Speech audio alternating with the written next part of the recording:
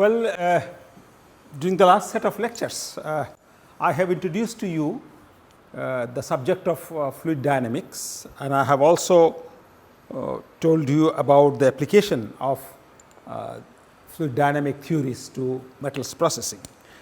Of course, we have done it very simplistically and as also very briefly, assuming that you have already some exposure to the subject. Now we move on, we will come back to fluid mechanics and we will show you that whatever we have learned in fluid mechanics will be quite useful in our learning of heat and mass transfer rates. Now we must understand that in metallurgical systems, the heat and mass transfer plays very important role. For example, I can give you an example. Take carburization of steel samples, for example, and you have a carbon surrounding into which you put in solid steel sample, heat it up in some high temperature, 800, 900 or 1000 degrees centigrade, and then the carbon produces a carbon rich layer, which is essentially surface hardening, or carburization. So there we encounter mass transfer, and also the mass transfer takes place in conjunction with heat transfer, because you start with a solid sample which is at room temperature, then you progressively heat, and as you heat, carbon starts to diffuse into the solid.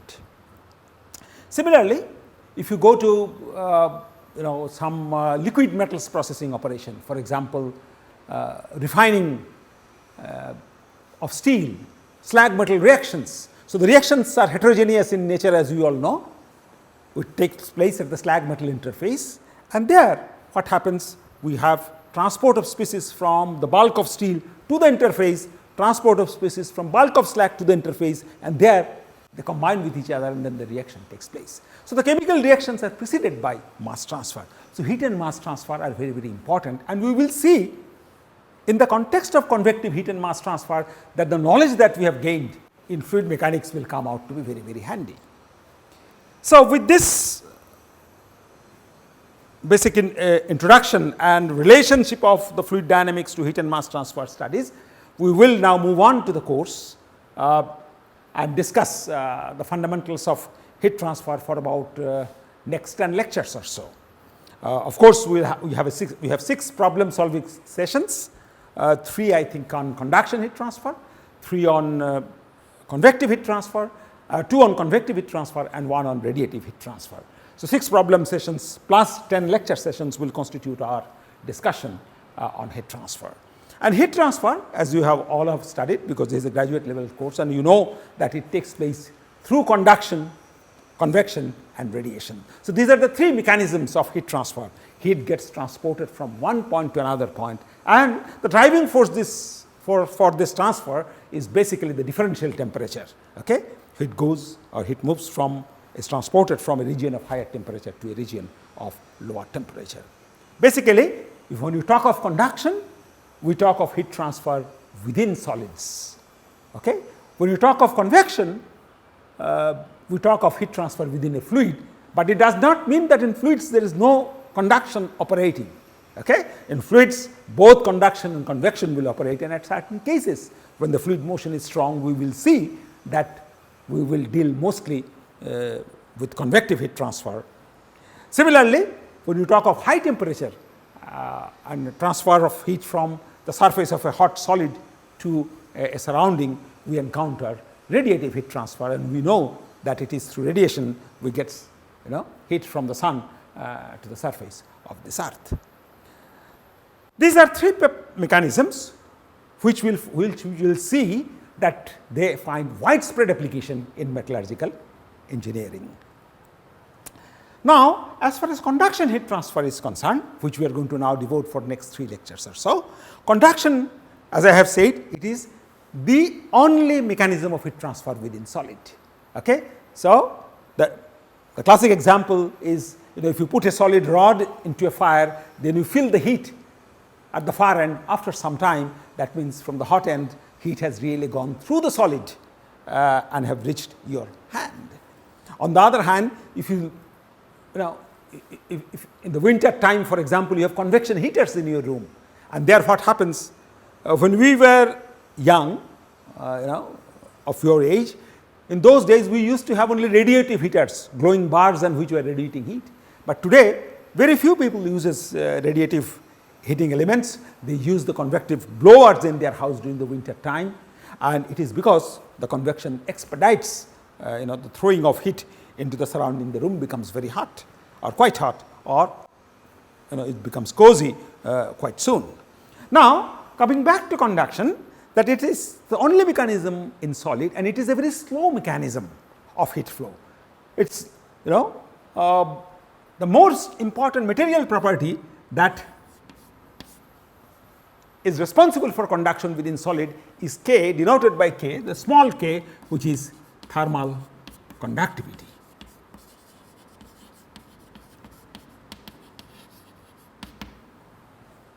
And this is a structure sensitive property. It depends, of course, on composition of the material. It will depend on the temperature. Thermal conductivity tends to vary or change with temperature, and also it is structure sensitive. That means even if you have austenite or a carbon steel, and if it is austenite versus ferrite, the thermal conductivity is going to be different because it is a structure sensitive property. So, it is because of this thermal conductivity we have transport of heat within a solid, and there is an important property which we call as thermal diffusivity, K over rho Cp. Rho is the density of steel, Cp is the specific heat of steel or the solid material per se, and K is the thermal conductivity. Okay? And this is denoted basically by the term called alpha, and this is called thermal diffusivity.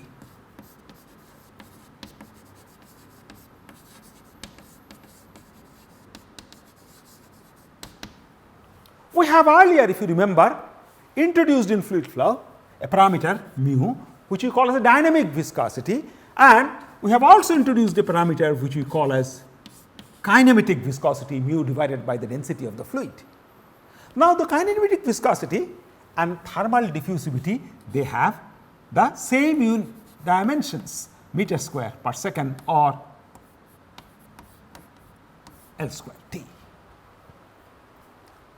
Both thermal conductivity as well as kinematic viscosity, they have the same unit, and we will see when we will study mass transport that the diffusion coefficient or diffusivity also has the same unit.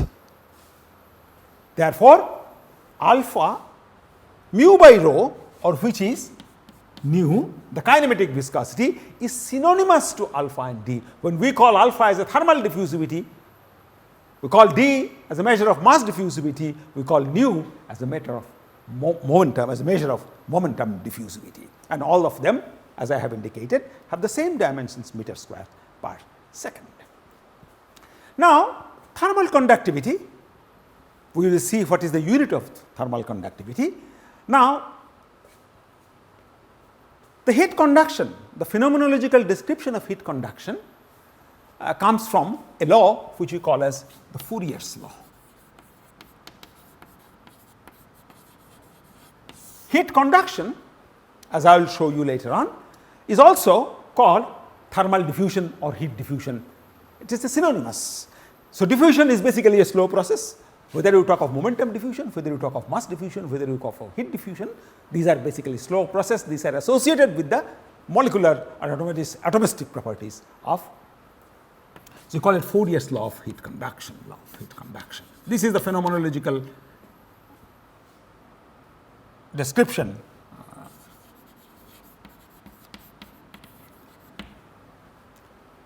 And Fourier's law says the heat flux is given in terms of the flux is a vector quantity, so does the displacement, and we can write from here that the x component of the flux is equal to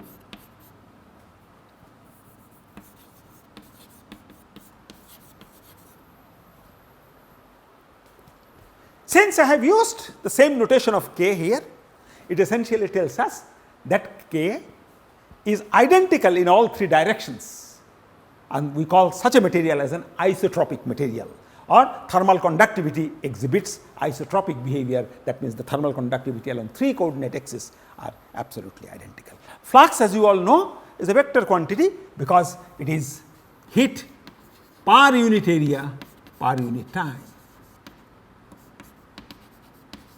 And the moment we say area, the normal direction comes into the picture.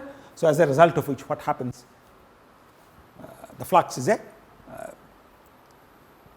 vector quantity, and so is the direction. It only, it essentially tells us that it will have 3 different components in 3 different directions.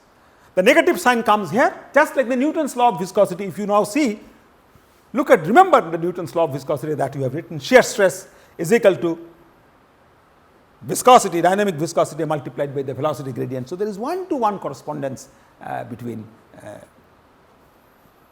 the Fourier's law of heat conduction as well as, and we will see when we study later on Fick's law of diffusion, we will see a similar law we will be able to write. This essentially tells us that heat flows from a region of higher temperature, lower temperature. So, therefore, if I may add like this, the flux vector is like in this direction. Okay? So, that is the direction in which flux, and this is the temperature, higher temperature to lower temperature, and obviously the flux is going to be positive. This is the x coordinate and this is the qx component, and this is higher temperature T and this is lower T1 and this is T2, and T1 is greater than T2, and therefore heat is flowing in this direction. So, therefore, x direction increasing, the flux is also directed along the x direction. So, therefore, the flux is going to be a positive flux. So, the x direction flux is positive as it is and that necessitates that we have the definition of flux, that the flux which is along the positive x axis is the positive flux. If I had to have taken a convention which is also possible that the flux opposing the x direction is positive, in that case the negative sign would not have appeared here. So, it depends on the convention in which I have defined the heat flux in the present context. Now,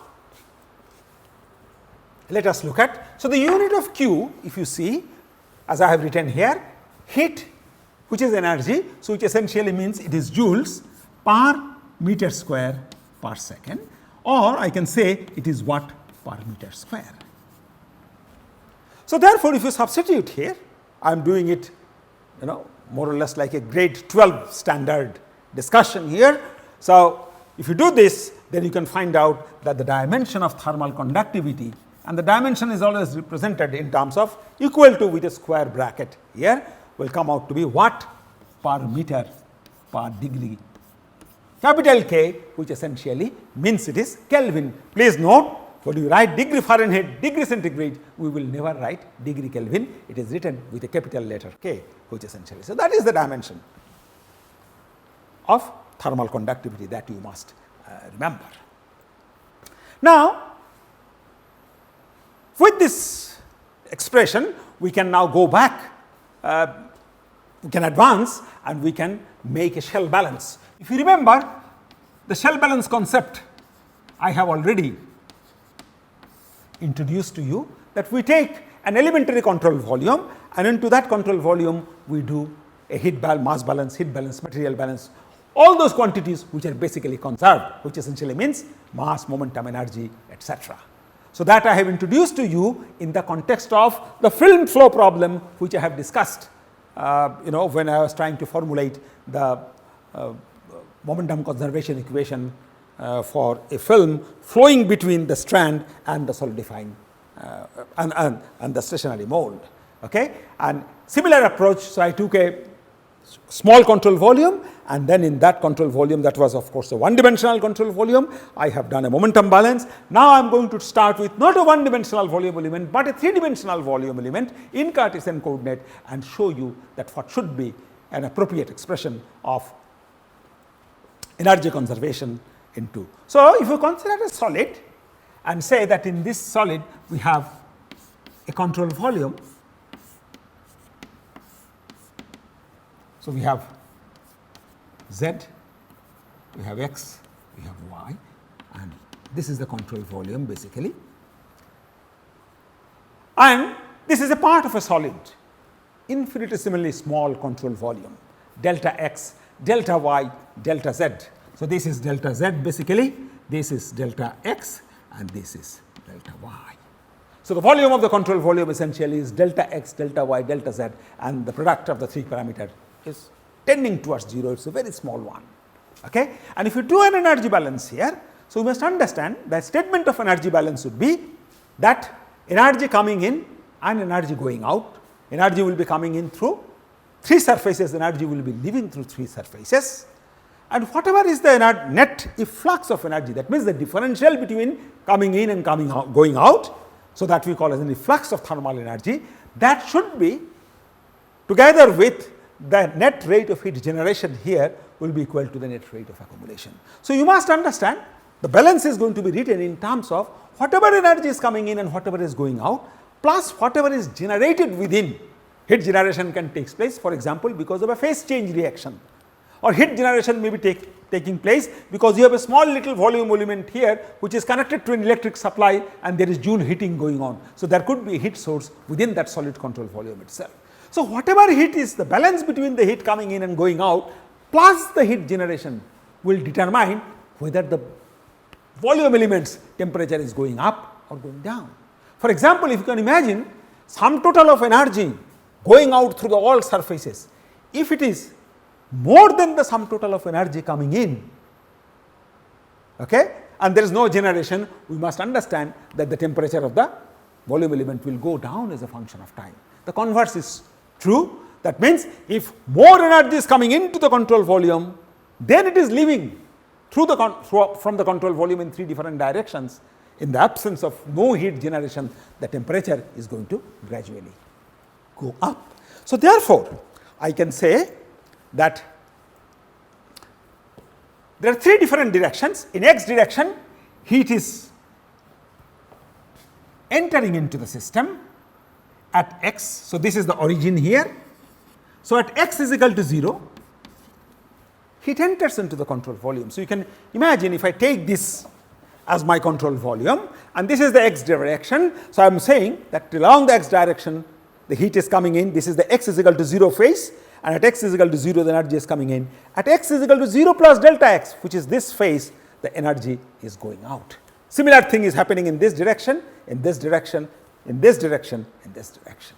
Okay? And as I have said that in positive x positive, y positive, z, we are going to take the corresponding fluxes to be positive. So, in x direction, x is equal to 0, heat is entering, and in x, x is equal to 0 plus delta x, heat is leaving the domain. And that is what is happening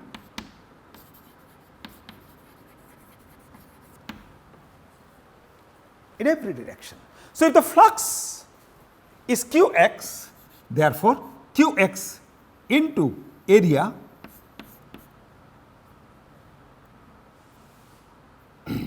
evaluated at x is equal to 0 represents my heat coming into the system, and this represent in the x direction, that is what is happening basically.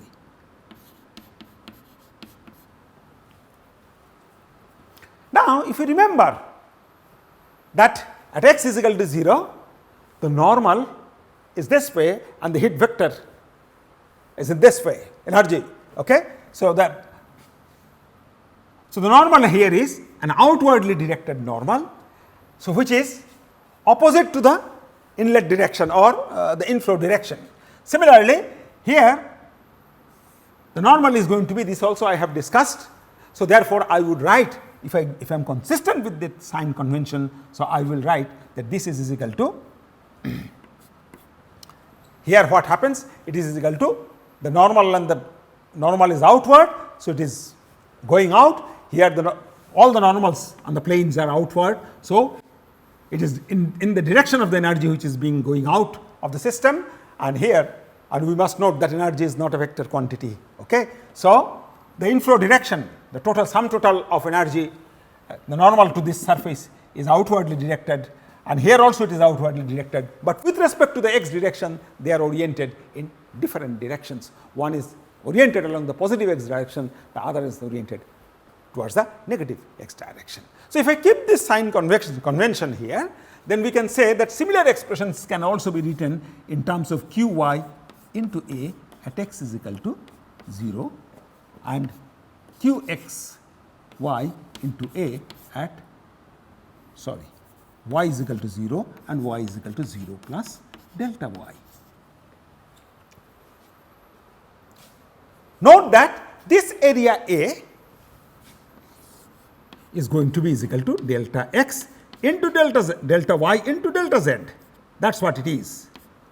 On the other hand, this area is going to be delta x into delta z. So, if it is y here, the area becomes x and z. If it is x here, the area becomes y and z. So, we know that even if we use the same notations here, okay, for A, etc., I will say that these A's are different and I have explained it, and similarly I should be able to write that q y and now q z into A at z is equal to 0 plus minus q z into A at z is equal to 0 plus delta z. Coming in, going out x direction, coming in, going out in y direction, coming in, going out in z direction. Now, what is this term? This term has a unit of, because it is multiplied by A, so this is basically watt or joules per second, rate at which energy is entering into the control volume, rate at which energy is going out into the control volume. So, therefore, if the volumetric rate of heat generation is q dot, I would say triple prime, and suppose this is the volumetric rate of heat generation, that means what I am saying, this is watt per meter cube or joules per second per meter cube, that is the dimension. If q triple prime is available to me in terms of watt per meter cube, then I will multiply this with delta x, delta y and delta z to get the same unit in which these terms are. Qx into A is dimensionally equivalent to this term when q triple prime is expressed in watt per meter cube. And the net rate of accumulation can be given in terms of rho Cp. Of course, I have made an assumption here which I have not. What will be, if I do not make that assumption, how the equations are going to be there, that is going to be a long discussion. I do not want to get into that, but the moment I have written that net accumulation is represented by this term, I am saying essentially that rho and Cp has been taken to be constant, okay? And they need not be constant, particularly Cp is a strong function of temperature, but for the sake of simplicity I have assumed.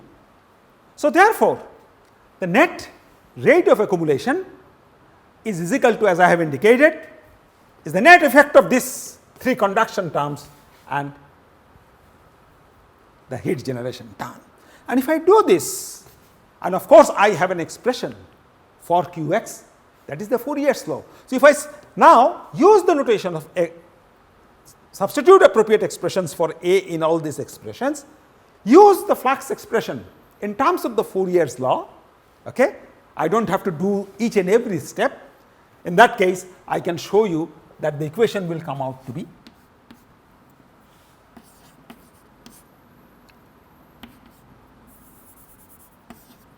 assuming that thermal conductivity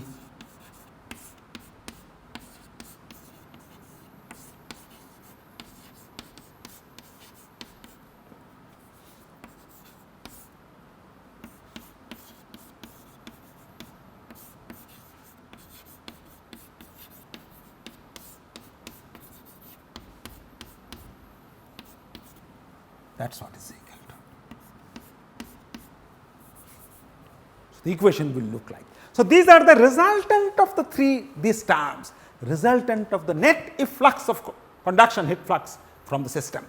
Okay? So, that is the negative sign has vanished, and you know that how can you expand it? I have already discussed it. This is the linearization, and as I said, the moment the control volume becomes smaller and smaller, you can use Taylor's expression, retain the first order term, and then what happens is you are going to have this term is going to vanish out, and instead of this there is a derivative is going to come up. This I have demonstrated at length when I was talking about the derivation of a similar equation in the context of the film flow in fluid mechanics lecture. So, therefore, I am not going to redo or reiterate the whole thing again. So, if we apply linearization here, do the simplification, apply Fourier's law, use appropriate expressions of A and assemble all the terms, that the efflux terms plus the net rate of generation on one side, which determines the net rate of accumulation, then this is the final expression that you get. And in this case, I have not made any assumption about K. I have only said that it is an isotropic material, because I have used in x, y and z direction same, but K I have retained within the bracket, assuming that K might depend on position, or in turn K may depend on thermal conductivity. Typically, this reacts for our solid material, K is equal to AT, A plus BT suffices. You can work with a higher order polynomial also sometimes, but a linear variation where A and B are constants, T is the temperature and K is taken to be a linear function of temperature. Okay? But most of the time we can, for the classroom problem solving exercise, we can take out K out of the bracket and then we can represent this equation now in terms of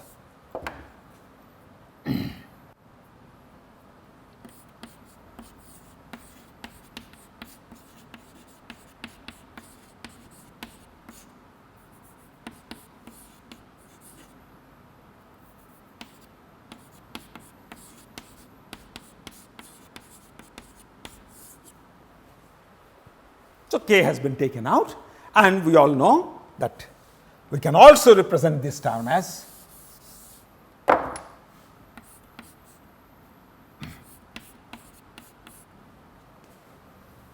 so one term here, accumulation term, second term is the conduction energy flux term, and third is. So, this represents the general statement of energy balance in conduction problems. So, no matter what happens, if you have to solve a conduction problem, the starting point would be this. And here, for example, as I have indicated, that all terms may not be applicable. As we all know, suppose if you are dealing with a steady state problem, I will say nothing varies as a function of time. In this case, as I have indicated here, it essentially represents that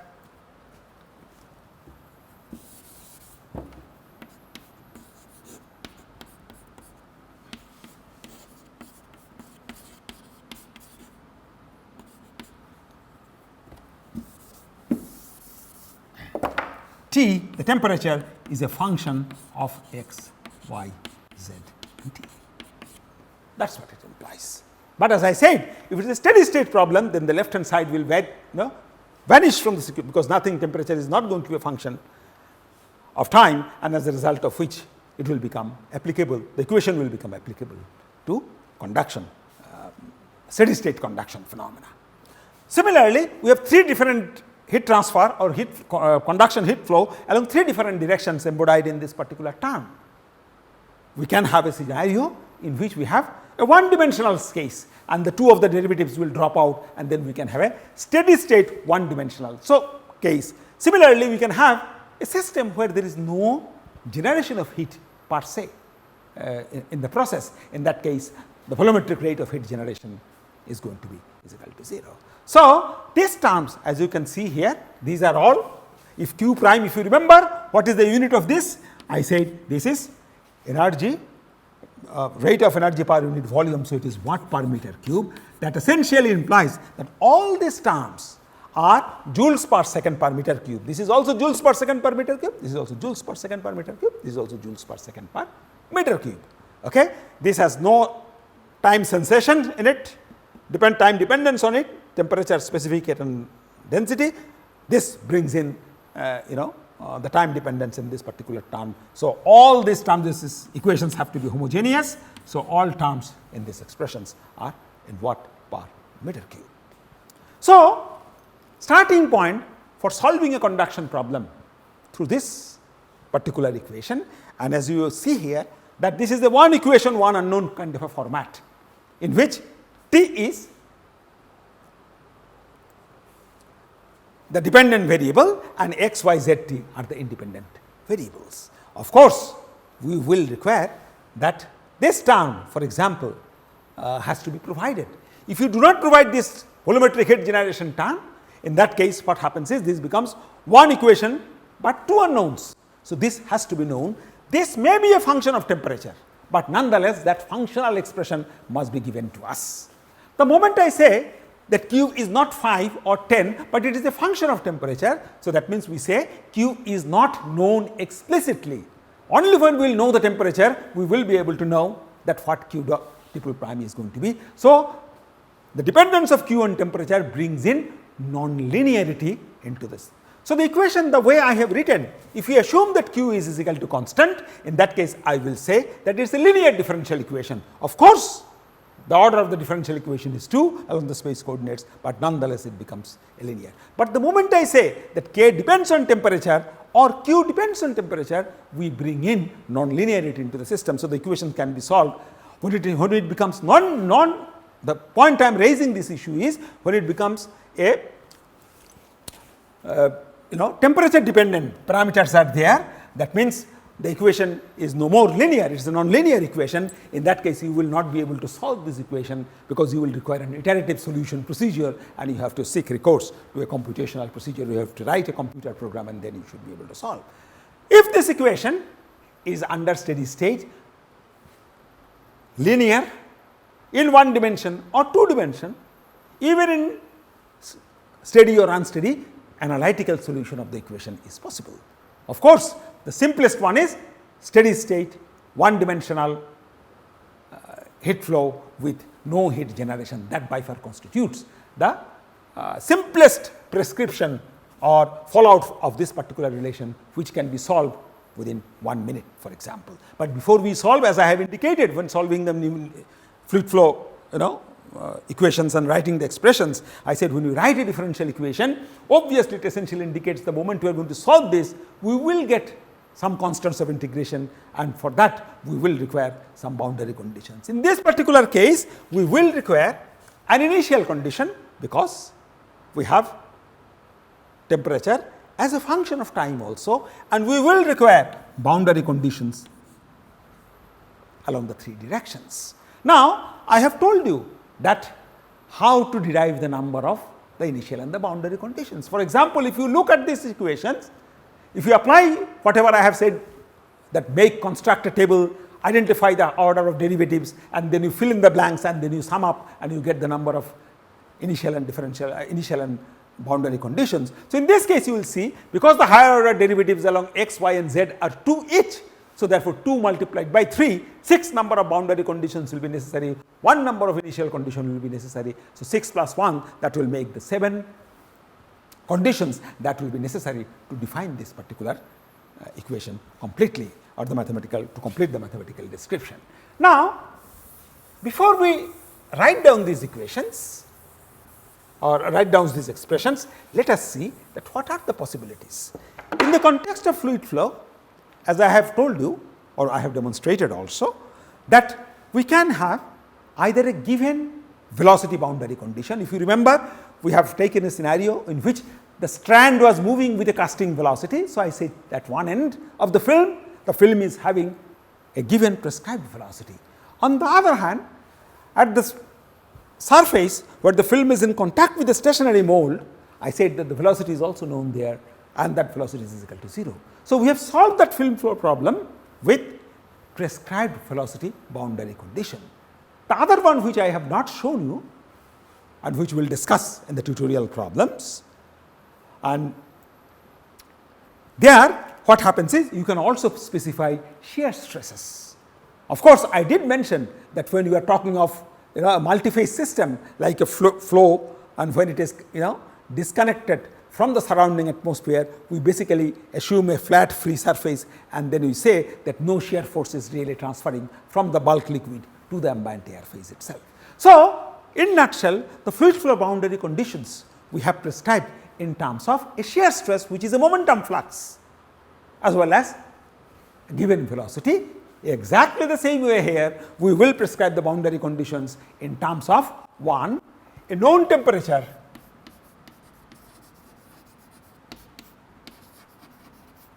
or given temperature and known or given heat flux.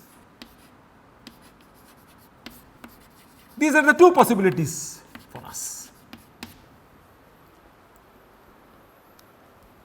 In heat transfer literatures, there are specific names of these boundary conditions. Okay? So, Dirichlet boundary condition, Neumann boundary condition, and so on and so forth, but that is not for us, to ponder over. I think we must understand that fundamentally, to solve these equations, either the temperature has to be prescribed or the flux of heat at the boundary has to be prescribed. Now, there are two possibilities as far as the given heat flux is concerned. The given heat flux can be prescribed in terms of the specific value of the flux itself. Imagine, for example, you have a solid wall, okay, and then you have many refractory layers. So, this is one boundary of the surface. You put so much of refractory, glass wool, asbestos, which are highly insulating material, okay. So, that is not allowing heat to penetrate up to this surface. So, you must understand that to prescribe a temperature boundary condition, you have to know the temperature, and knowing that temperature requires measurement of that temperature. On the other hand, in the case of fluid flow problems, particularly for stationary wall, it was pretty simple that we set the velocity to be equal to 0, but at any wall we will not know the temperature, so we have to depend on empirically determined value itself. But since these are refractory 1, refractory 2, 3 different refractory materials stacked up one over other, I can expect that through this surface negligible amount of heat, if this is the x direction, is going out, because I may have a heat source here and that heat may not be able to penetrate through all this layer. So, I can prescribe a flux boundary condition. But you can imagine that outside temperature that day may be 25 degrees centigrade and the wall temperature here may be 26 degrees centigrade. So, there is a flux because there is a difference in temperature, but that flux is very small. So, prescribing a flux boundary condition here becomes very easy, but if you want to specify the exact temperature, that is 26 or 26.9, I have to use a probe and measure the surface temperature and then find out that what is the, if I want to apply a given temperature boundary condition. So, known temperature or given temperature boundary conditions will necessitate that temperature is known on the basis of some measuring devices. We have also flux meters. The flux can be measured. It is not that flux cannot be measured, but flux can, as I said, that in this case I apply my knowledge and intuition and then I prescribe the flux boundary condition, which becomes equal to 0. So, this is called a prescribed heat flux boundary condition. You give the numerical value of the heat flux. On the other hand, it is also possible that the heat flux could be given in terms of the surface temperature minus the ambient temperature. This is the other way around.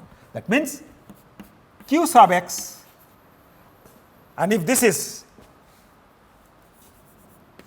x direction, this is x is equal to suppose 0 and this is x is equal to L. So, I can say Qx evaluated at L, which is same as minus k dt dx evaluated at L at this particular surface is equal to the heat flux. If it is not given in terms of 0 or 5 or 10, then it is also possible to find out, prescribe it in terms of a heat transfer coefficient H and surface temperature Ts essentially is this temperature and Ta essentially represents the ambient temperature or the temperature far away from the solid surface.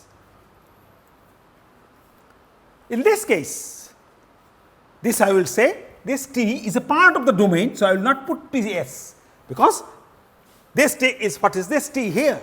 So, the surface constitutes is T. So, which is not known. So, if I prescribe the heat flux, in that case the boundary conditions is explicitly known.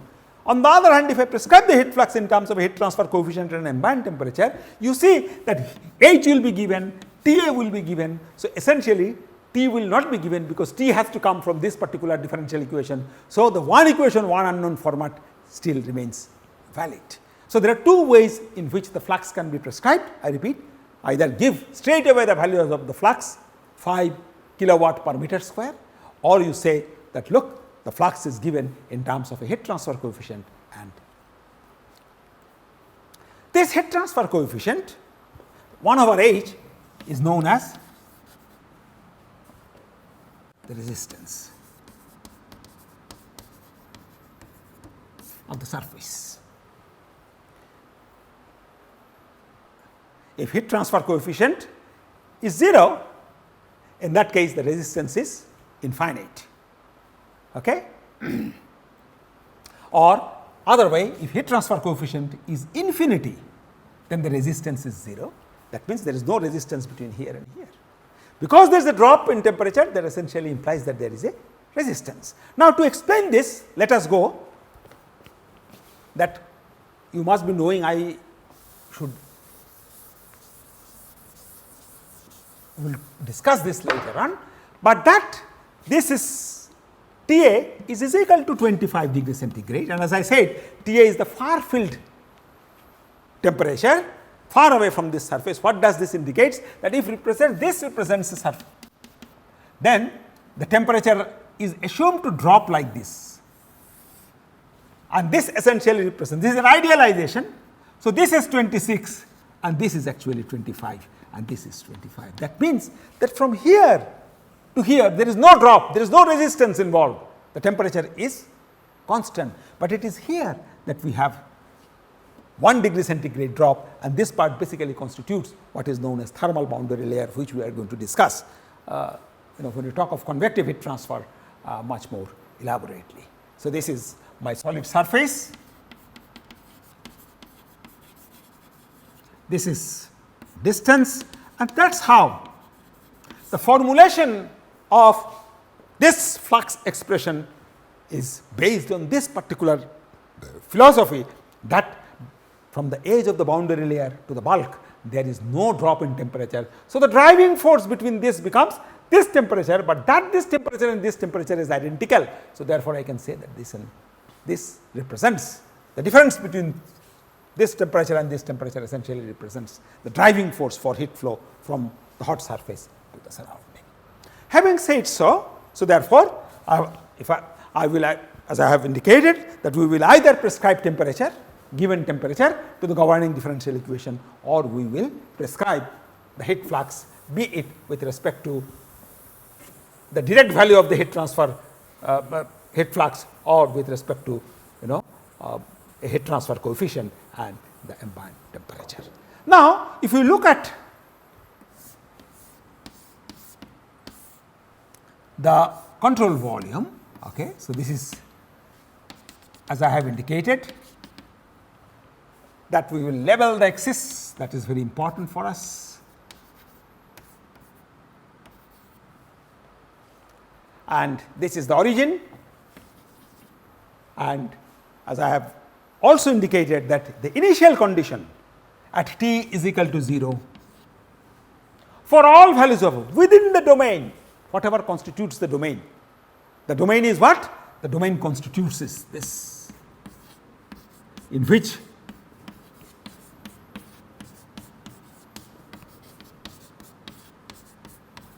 A, B and C respectively represents the span of the domain along the x, y and z directions. So, therefore, I would say that this is no more the control volume, this is the exact actual geometry.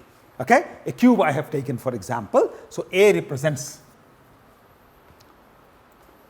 the x dimension of the cube, this represents the y dimension and this represents the z dimensions. So, at time t is equal to 0, the initial condition necessitates that throughout the volume element t is given, is known.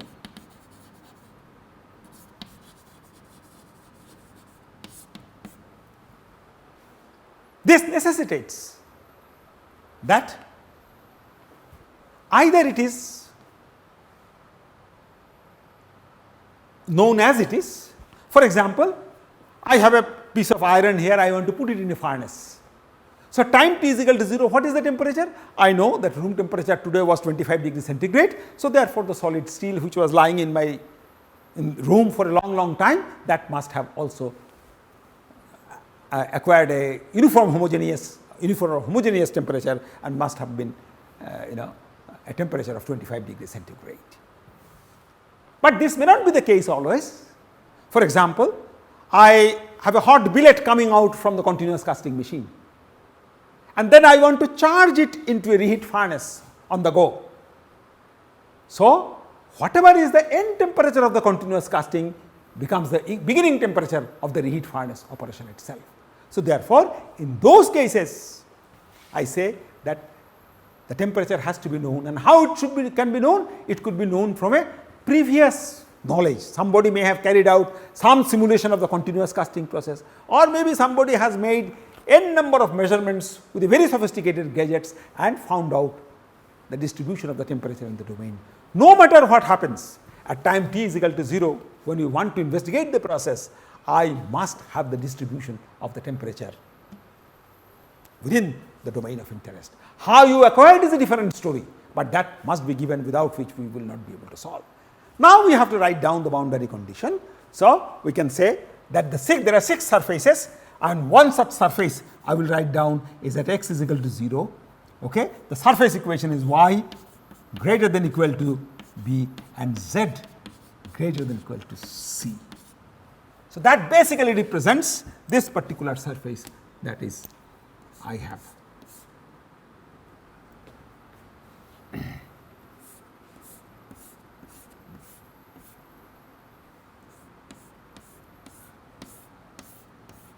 That is the surface. That is x is equal to 0, and this represents the equation of that particular surface which I have hatched here, and there I can say that look, T could be is equal to T1 or Ti, which could be 120 degrees centigrade, 130 degrees centigrade, or whatever it may be.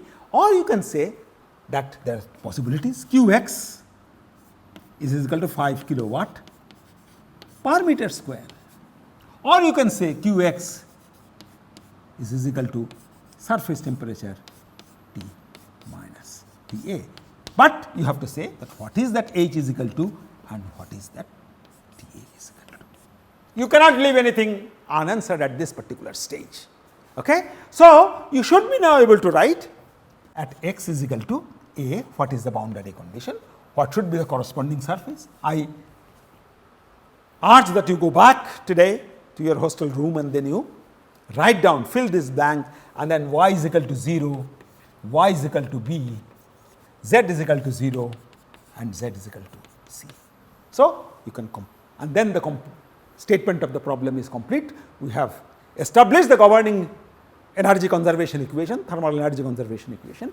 We have written the set of initial and boundary conditions. So, the statement of the problem is defined. Now, I have to demonstrate that how can we solve this equation. The equation in its exact form containing all the terms will not be amenable to classroom solution, but under certain simplified conditions we will be able to solve this equation. I have written or have done the energy balance in Cartesian coordinate system, a similar conduction equation or an equivalent of what I have written here, rho Cp partial capital T with respect to T is equal to conduction term plus source term.